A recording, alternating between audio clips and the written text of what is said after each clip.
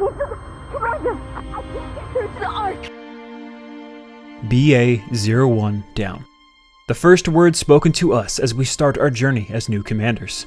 Those words, little did we know, were spoken by one of the most important and influential characters in the entire game, as well as one of the most tortured and tragic. Not much is known of this Marian, of who she was before her fate at the end of the tutorial, but the bits and pieces that we do have show us a glimpse into who she really is, or was. Obviously, spoiler warning. Reading back through the first 2 chapters of the game's story, it is rather upfront with the type of person that she is. Mixed in with the stereotypical gacha game tropes of sex sells and risque situations is another trope of the overly affectionate first character, designed to get you attached, drawn into the game itself. Setting aside that trope, we can see that Marian is a fiercely protective individual, not afraid to call out Rappy and Anise, who are absolutely at fault for the death of their commander, but to a limited degree. Many times she reminds the commander of how she will protect him. Though as the chapters go on, it is revealed that she is the one who initiated the detonation of the explosive aboard the transport ship BA-01, and later she is revealed to have been corrupted, leading us directly to one of the most memorable tutorials in gacha game history. Marian's corruption is a rather peculiar case, especially as we are new commanders.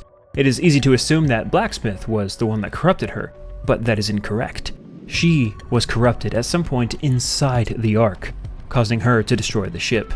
She set out a distress signal, which eventually called the blacksmith, looking to absorb her body for parts. Later in Chapter 14, it is revealed that Nikke is sending up Nikkes to the surface periodically in a deal made with Chatterbox to not attack the Ark. Nikke implants corruption inside these Nikkes as she sends them up. This would explain how Chatterbox knew where Marian was. Chatterbox's plan to create a new Rapture Queen by turning Nikkes into heretics was in full swing long before the starting events of the game. It is clear that her fate was ultimately sealed by those who she had nothing to do with. She was caught up in an ongoing scheme to keep the Ark safe. Well, when you think of it that way, she did do her duty to defend the Ark, as an unwilling and unknowing sacrifice for Chatterbox's twisted experiments. Corruption doesn't happen all at once. Characters like Red Hood and to an extent Pine can resist corruption, delaying its fatal effects. It is clear that Marian had some resistance, and in her final act of free will, she pressed the trigger of the commander's gun, ending her own life. Or so we thought. I'm gonna quickly go through some events that took place during the campaigns, as well as stuff like side stories and Last Kingdom, but those I highly recommend you check them out for yourself through the archive system in the command center. Now I'm just gonna touch on those. In Chapter 6, during a fight with Chatterbox, she returns, but not as who she used to be. Modernia, wearing a really freaking cool armored suit, no longer remembers the counters, but instead she provides aid to Chatterbox in his most desperate time against Snow White, summoning raptures and escaping with Chatterbox. Chapter 7, she is immediately ambushed by Snow White and the counters. When a shot breaks the helmet, underneath, the corrupted Marian is revealed. The commander calls out to Marian, but she ponders the name just for a second, finding it oddly familiar, as a black light emits from Modernia's body. But then the black light explodes, causing Snow White and the counters to fly away. At the end of Chapter 13, a Vaphaus round is used against her. Ineffective at first, but after a heated fight, she returns to her old self as Marian. But immediately after, Chatterbox stabs a full dose of Rapture code directly into the back of her head, corruption overwhelming her brain. Back at the Ark, after studies are performed by Elysian, the only way to save her is to wipe her memories completely. The commander agrees, and she is returned to the counters as a mentally infant version of her heretic self. Still powerful, yet unknowing. One of the most dangerous beings in the known universe, now needing to be taught how to talk and not wear her underwear on the outside of her pants once again. But despite the memory wipe, she still somehow remembers her own name and the commander. In Chapter 14, Marian is quickly learning and soon joins the counters on missions, outperforming everyone by a large degree. Though her personality is still that of a child, she has an odd fixation on bandages. Within the Ark, a desire to dissect Marian for insight into raptures and pilgrim technology causes several factions, from outlaws to Heavenly Ascension to even Triangle and the Central Government Army, to raid the outpost, trying to abduct Marian. But the majority of the operations are at the command of Deputy Chief Burningham. After a narrow scrape with Perilous Siege and escalating intrusions on the outpost, the commander makes a difficult decision. He goes to meet with Snow White, requesting that she takes Marian somewhere far away from the Ark. Despite protests and tearful pleas to stay with them in the counters, a black light begins to surge from Marian's body, but Snow White pacifies her with the help of Scarlet and Rapunzel, and she falls unconscious. The commander watches as Pioneer takes Marian with them, fading into the fog. And that was the last we saw of her in the campaign. That was a long time ago. With how big the 1.5 anniversary event supposedly was, the side story's second affection added much more to her character. So with that being said, now for the side stories. First affection is really just a cute, emotional story about Marian and her time with the counters in the outposts and a shirt. Second affection is where shit gets real. It takes place right after the events of Chapter 14. The members of Pioneer escort Marian across the surface, but when Marian wakes, she panics and begs to return to the Ark and her commander. Snow White explains to her that doing so would endanger both herself and the commander, forcing her to accept that staying with them is the only way to keep him safe. Marian, following Pioneer, clings onto the promise that the commander will one day come and find her. During their journey, the members of Pioneer struggle to teach Marian survival skills. While Marian is slowly adjusting, she only picks up on their bad habits, such as Scarlet's drinking and Rapunzel's lewd knowledge. Nonetheless, she begins to bond with them, cherishing the moments that they share, like catching fish or eating under the stars. After a while, Marian is delivered to Crown and Shine. At first, she isolates herself, feeling abandoned once again after losing both the commander and now Pioneer. Crown, however, sits with her silently, day by day, until Marian eventually opens up. Revealing her deep fear of being a burden, Crown assures her that even burdens are worthy of the king's protection, and slowly Marian accepts her role as one of the king's subjects. When Crown promises to take her back to the Ark, Marian jumps on the opportunity, but she soon realizes that she truly desires a place to belong rather than simply returning to the Ark, and she begins to see the kingdom as a home. Even as Marian finds a place where she belongs, reminders of the Ark tug at her heart. When Crown prepares to investigate a massive explosion near the Ark, Marian chooses to remain behind, yet she entrusts Crown with a message for the commander, that she is doing well, even if the words she longs to say go unspoken. Left alone, Marian gazes downward with misty eyes and wonders if fate will ever allow her and the commander to meet again. Which at this point, her concern is completely valid. It has been well over a year since we saw her last at the 1.5 anniversary, and now we're approaching Nikke's third year and not a blip from her. Considering that the CEO of ShiftUp has gone on the record stating that they want this game to last at least 2 decades, they will be sure to take their sweet time. But at this point, it's clear that Marian is more than willing to wait for her commander, no matter how long it'll be.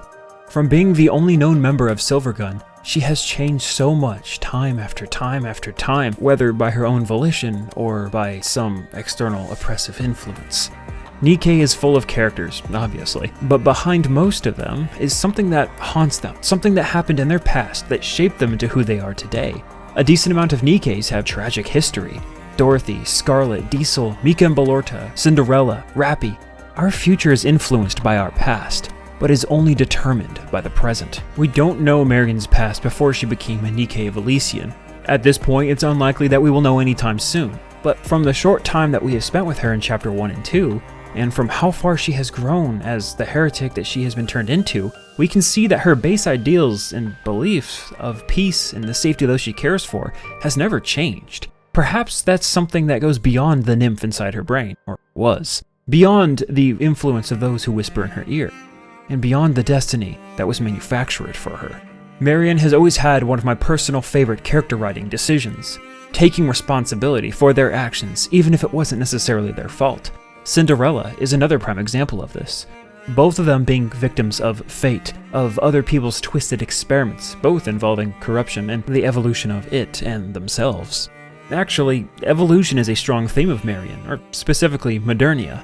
The names of her abilities are references to evolution, all the way back to when the game first came out, referencing the power that Vaphaus holds. High-speed evolution, pretty self-explanatory.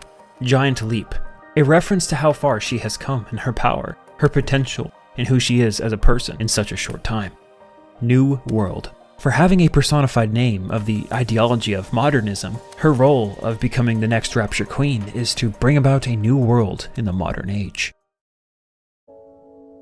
But will she though? What will she do when the time comes for her to make a choice? Just like how the commander was given a choice, well, I guess multiple at this point, so too will Marian's time come to decide the fate of humanity in the Raptures, if she is the one to decide. We can see her sympathy for the mechanical beasts grow after her transformation, though that doesn't stop her from doing what she must to protect those that she cares about. Her character trait to protect people never went away with her execution. If anything, her newfound power as a heretic/Rapture Queen gives her the ability to protect more people. Seeing Crown act as a king to her kingdom, perhaps Marian watching encouraged her to accept the mantle of queen that has been bestowed upon her.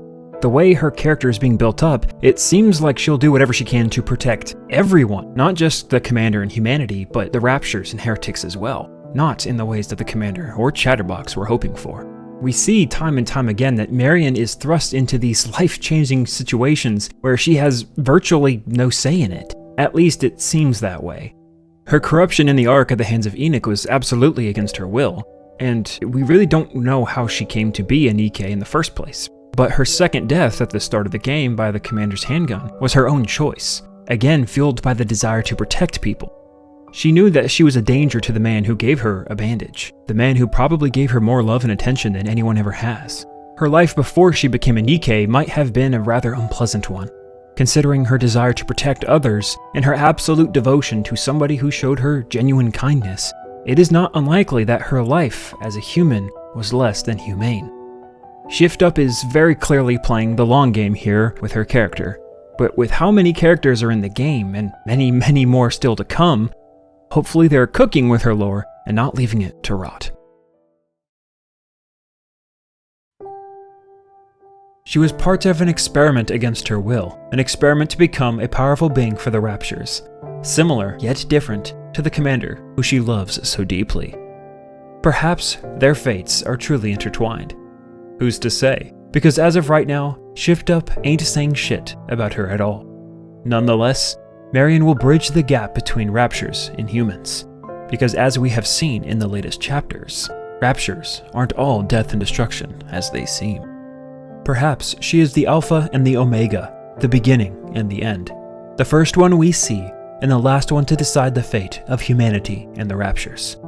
Perhaps a new world lies on the horizon, and perhaps she is the one meant to be its queen. Even though it was never the life that she had chosen, it was the life that she was given.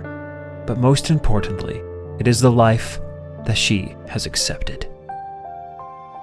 The primary reason I wanted to make this video was to remind everyone that Marian exists, since it's been way too long. The last time we saw her is nearing half the time of Nikke's entire playable time, it being out, the 1.5 anniversary. Meanwhile, we are approaching the 3rd anniversary in the not-so-distant future.